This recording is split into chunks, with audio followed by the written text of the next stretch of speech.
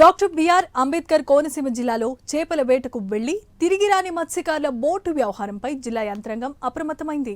అల్లవరం మండలం Odalarevu fish landing సెంటర్కు చెందిన Indian AP E8 MO 135 boat August 3న 8 మంది మత్స్యకారులతో చేపల వేటకు వెళ్లింది.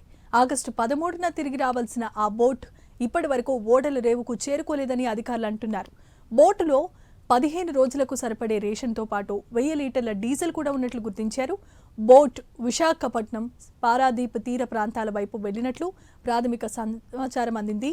మత్స్యకారులను ఫోన్లో సంప్రదించేందుకు ఎన్ని ప్రయత్నాలు చేసినా స్పందన లేకపోవడంతో అధికారులు అప్రమత్తమయ్యారు.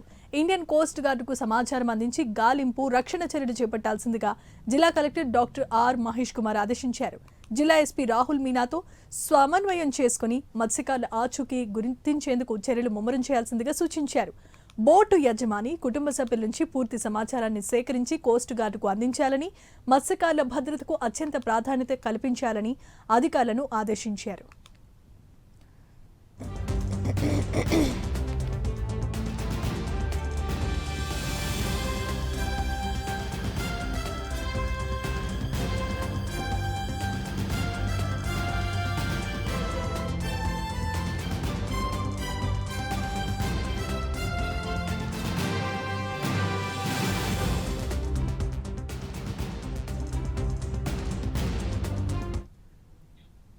రైట్, ఇక మనం బ్రేకింగ్ న్యూస్ చూస్తున్నాం. డాక్టర్ బిఆర్ అంబేద్కర్ కోనసీమ జిల్లాలో చేపల వేటకని వెళ్లి తిరిగి రాని మత్స్యకారుల బోటు వ్యవహారంపై జిల్లా యంత్రాంగం అప్రమత్తమైంది.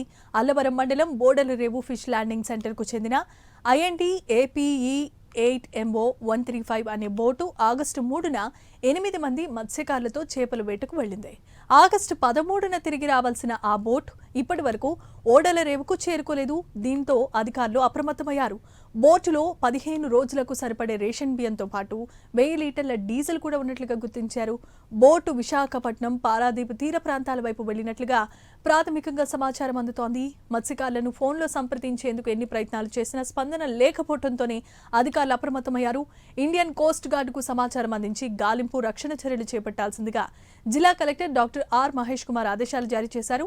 జిల్లా ఎస్పీ రాహుల్ మీనాతో కూడా సమన్వయం చేసుకుని మత్స్యకారుల ఆచూకీ గుర్తించేందుకు ముమ్మరం చేయాల్సిందిగా సూచనలు చేశారు.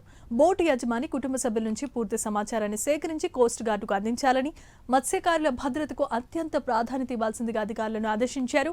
ఇదే అంశానికి సంబంధించి మా కరెస్పాండెంట్ సూర్యనారాయణ కూడా ఉన్నారు. సూర్యనారాయణ, చెప్పండి.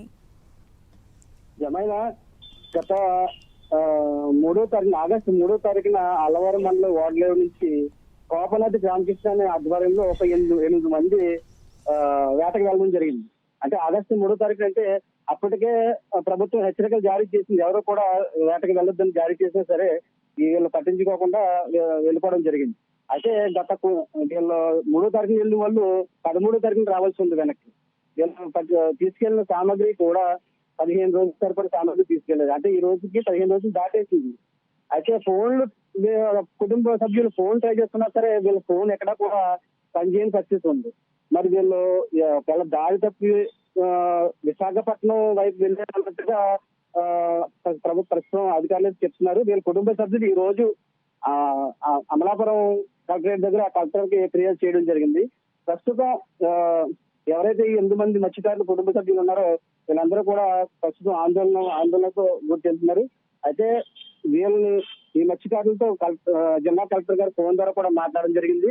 అదేవిధంగా జిల్లా ఎస్పీ రాహుల్ మీనా కూడా వీళ్ళని మత్స్యకారుల కోసం చర్యలు తీసుకోవాలని చెప్పి ఆదేశాలు కూడా జారీ చేయడం జరిగింది. అయితే ప్రస్తుతం ఇది హోంమంత్రి అనిత్ గారు కూడా ఈ విషయాన్ని సీరియస్ గా తీసుకుని ఇది ఖచ్చితంగా కుటుంబ సభ్యులకి భరోసా ఇవ్వడం జరిగింది. మీరు ఎక్కడున్నా సరే గాలింపు చర్యలు చేసి ఈ బోట్ ఎక్కడైనా సరే గుర్తించి త్వరలోనే గుర్తిస్తామని చెప్పేసి చెప్పడం జరిగింది. Narayana, thanks for the update Suryanarayana.